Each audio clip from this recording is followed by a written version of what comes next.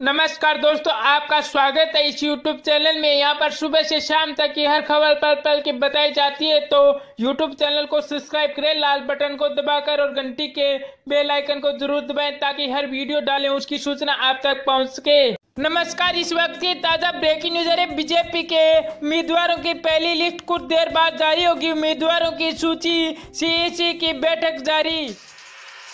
लोकसभा चुनाव के लिए बीजेपी उम्मीदवारों के नामों पर मंथन कर रही है। केंद्रीय चुनाव समिति की बैठक चल रही है। बैठक में बीजेपी अध्यक्ष अमित शाह, राजनाथ सिंह, अरुण जेटली, उत्तराखंड के CM विजेंद्र सिंह, शाहनवाज हुसैन, सुषमा स्वराज समेत विभिन्न नेता मौजूद है। आज यानी रविवार को बिहार, उत्तराखंड, असम, अरुणाचल, मणिपुर, त्रिपुरा, केरल, आंध्र प्रदेश, तेलंगाना, महाराष्ट्र, जम्मू कश्मीर, अंडमान निकोबार में उम्मीदवारों पर चर्चा हो सकती है। वहीं पता चला कि यूपी के उम्मीदवारों पर आज फैसला नहीं होगा।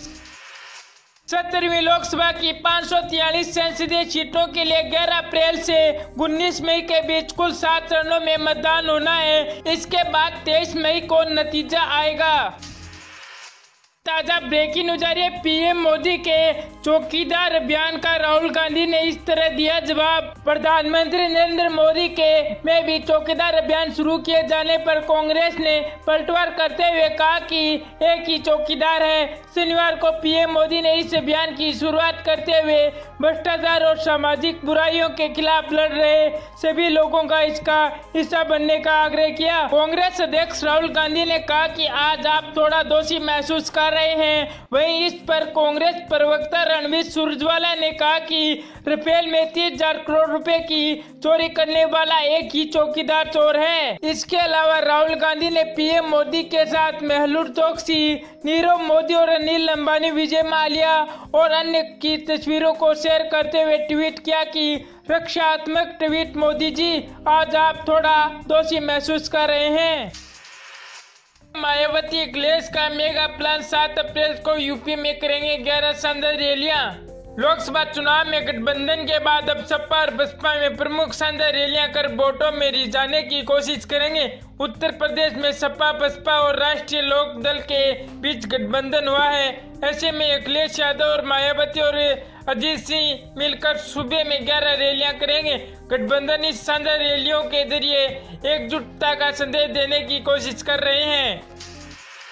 मोदी की समर्थकों से अपील, में भी चौकीदार का संकल्प लेकर भ्रष्टाचार से लड़ें। प्रधानमंत्री नरेंद्र मोदी ने शनिवार को अपने समर्थकों से अपील की कि वे भी चौकीदार का संकल्प लें। उन्होंने कहा कि वे भ्रष्टाचार और समाजवाद बुराइयों के लिए लड़ाई में अकेले नहीं हैं। प्रधानमंत्री मोदी ने ट्वीट किया कि आपका चौकीदार मजबूती से खड़ा है और देश की सेवा कर रहा है, लेकिन मैं अकेला नहीं हूँ। भ्रष्टाचार, जिंदगी और समाजवाद बुराइयों के खिलाफ लड़ने वाला हर व्यक्ति चौकीदार है। भारत के विकास के लिए कड़ी मेहनत करने वाला हर व्यक्ति चौकीदार है। आज हर भारतीय कह रहा है कि मैं भी चौकीदार।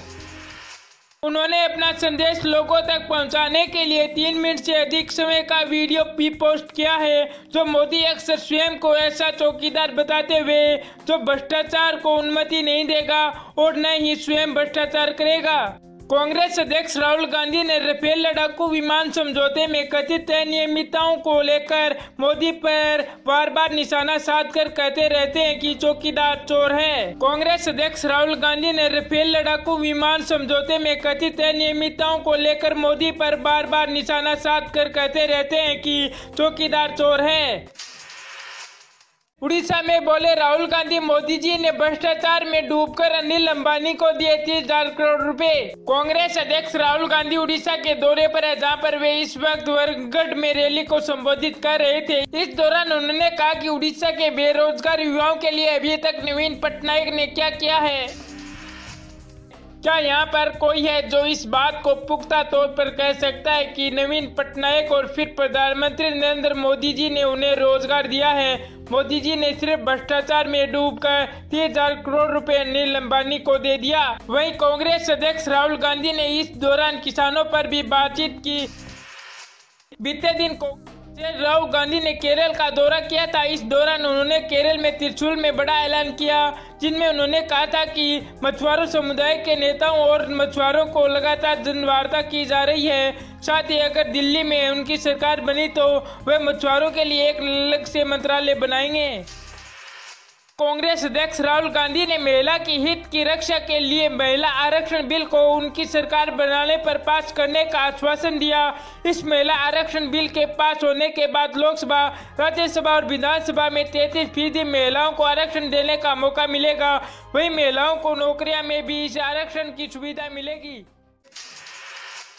ताजा ब्रेकिंग न्यूज आ रही है। मिशन 2019 में एसपी, बीएसपी और आरएलडी एक साथ करेंगे 11 रैलियां। यूपी में टिकी है सबकी निगाहें। चुनाव की तारीख का ऐलान हो गया है, जिसमें 11 अप्रैल को मतदान की शुरुआत होगी और 23 अप्रैल को नतीजे आएंगे। इस बीच नेताओं की रैलियां भी जारी है। ऐसे में अब खबर सामने आई है कि यूपी में अखिलेश, मायावती और आरडीएल के एक साथ कई रैलियां करने वाले हैं। बताया जा रहा है कि इन तीनों पार्टियों के नेता एक साथ 11 रैलियां करेंगे। देश की राजनीति में उत्तर प्रदेश सबसे अहम है। जो भी पार्टी यूपी में फतह हासिल करने में कामयाबी होती है वह दिल्ली की गद्दी तक पहुंचने में सफल हो जाएगी।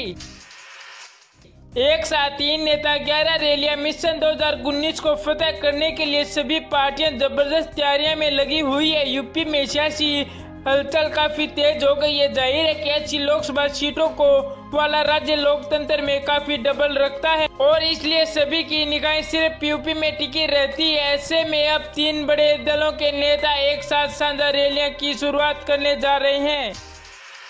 प्रदेश और तेलंगाना के लिए जनसेना के साथ मायावती ने किया गठबंधन। चुनाव से एक तरफ पहले ही नेताओं का पार्टी बदलने का दौर जारी, तो वहीं इसके लिए साथ ही पार्टी अपने विरोध को चुनाव में मैदान में लाने के लिए अलग अलग दलों के गठबंधन भी कर रही है। इस कड़ी में अब मायावती ने आंध्र प्रदेश और तेलंगाना में जनसेना के साथ गठबंधन किया और अब वह नायडू को हराने के लिए राजनीतिक तैयारियां कर रहे हैं। जाहिर है कि यूपी में मायावती ने अखिलेश के साथ गठबंधन किया है, जिसके बाद उत्तर प्रदेश की सियासत काफी गर्म हो गई है और भाजपा को हराने के लिए सभी राजनीतिक तैयारियां कर रहे हैं।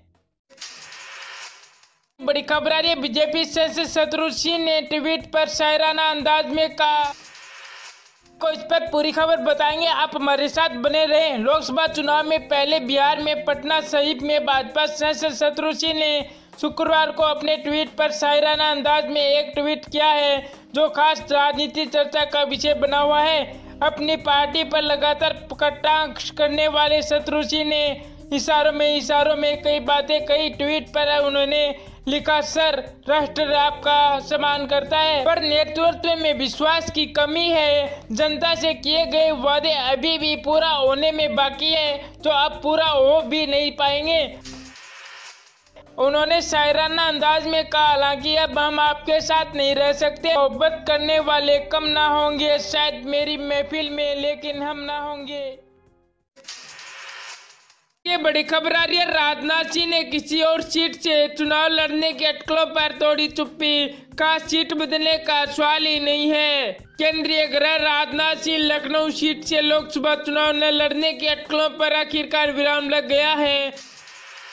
राजनाथ सिंह ने खुद इन प्रयासों को खारिज किया है। आपको बता दें कि ऐसी अटकलें थी। राजनाथ सिंह इस बार भी लोकसभा चुनाव सीट बदल सकते हैं और दिल्ली के करीबन गौतम बुद्ध नगर से चुनाव लड़ सकते हैं, लेकिन ऐसा नहीं है। केंद्रीय गृह मंत्री राजनाथ सिंह ने गुरुवार को एक बयान में कहा कि वह लखनऊ के लोगों से और लोग उनसे बहुत प्यार करते हैं। ऐसे में सीट बदलने का तो सवाल ही नहीं है। राजनाथ सिंह लखनऊ से ही लोकसभा चुनाव लड़ेंगे। बता दें कि बीते लोकसभा चुनाव में उन्होंने लखनऊ से कांग्रेस की उम्मीदवार सीता ब्राह्मण जोशी को 2.5 लाख वोटों से ज्यादा के भारी अंतर से हराया था। अब भी सीता ब्राह्मण जोशी भाजपा से विधायक व यूपी कैबिनेट मंत्री है। इससे पहले राजनाथ सिंह गाजियाबाद से सांसद थे। नमस्कार दोस्तों, आपका स्वागत है इस YouTube चैनल में। यहाँ पर सुबह से शाम तक की हर खबर पल पल की बताई जाती है, तो YouTube चैनल को सब्सक्राइब करें लाल बटन को दबाकर और घंटी के बेल आइकन को जरूर दबाएं ताकि हर वीडियो डालें उसकी सूचना आप तक पहुँच सके।